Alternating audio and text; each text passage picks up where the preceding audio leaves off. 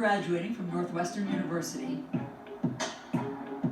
Meghan Markle moves home to Los Angeles. She's eager to chase her acting dreams, but the industry is tough.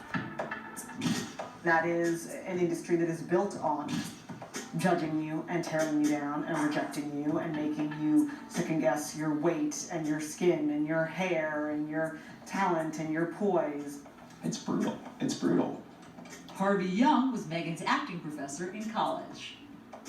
When you leave college, it's a pretty bleak world of just laying bare your soul as part of audition before a casting agent, and then more often than not being told no.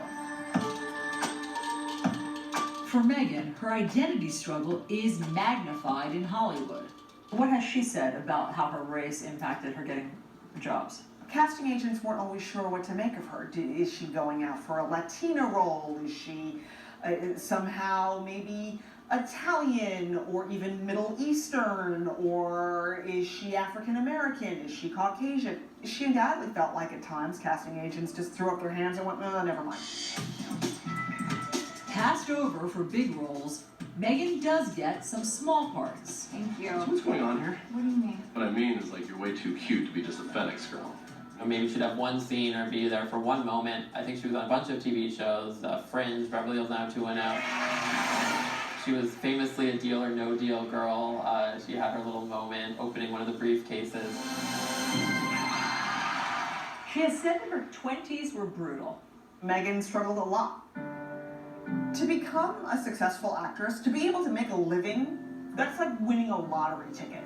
I mean, the number of forces that have to combine to get you even the smallest scrap of success are so astronomical.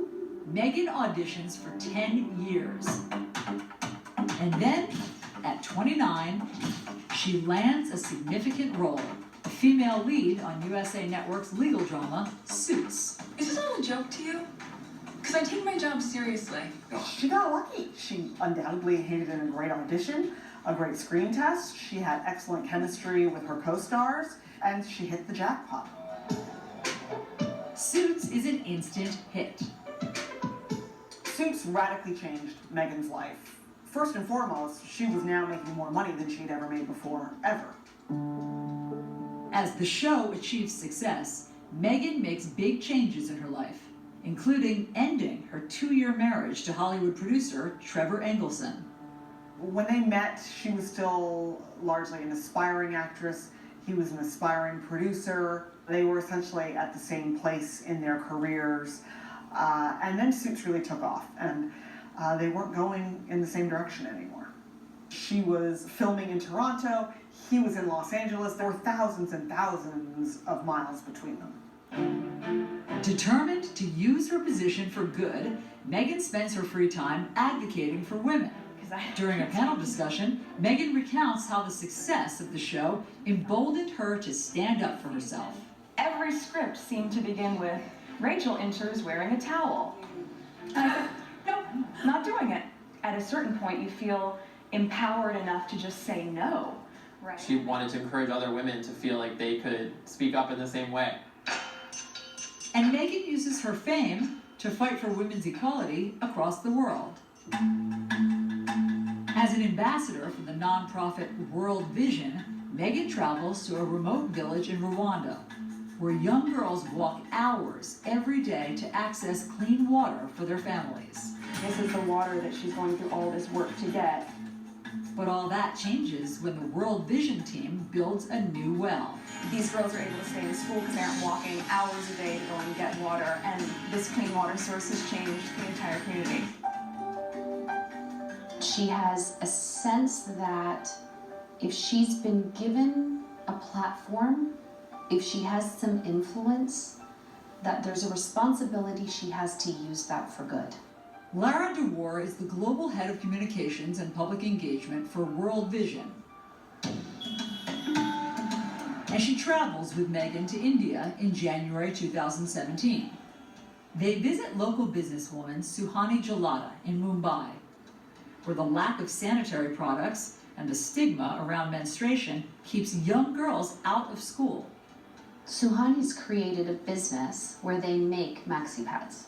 They manufacture them, and then she has a team of effectively salespeople that go door to door talking to women about how they handle menstruation. Meghan comes home and writes an essay in Time magazine drawing attention to the barriers to education for girls across India. And she becomes a mentor to Suhani. She's really more than happy to, have a call and just talk about the issues that we might be experiencing or any help that we need from her, whether it's in terms of fundraising, in terms of marketing, or any kind of support like that. This is not a celebrity who floats in, who needs a platform issue to associate with their quote-unquote brand. This is a woman who's had a desire to help in some way for a very long time, promote the faces and stories of women, and to begin to elevate them. When we come back, Harry and Meghan and the future of the monarchy. Do you see any scenario by which Harry and Meghan overshadow Kate and William? Oh, yes, I do. It was my first thought. This could be a problem.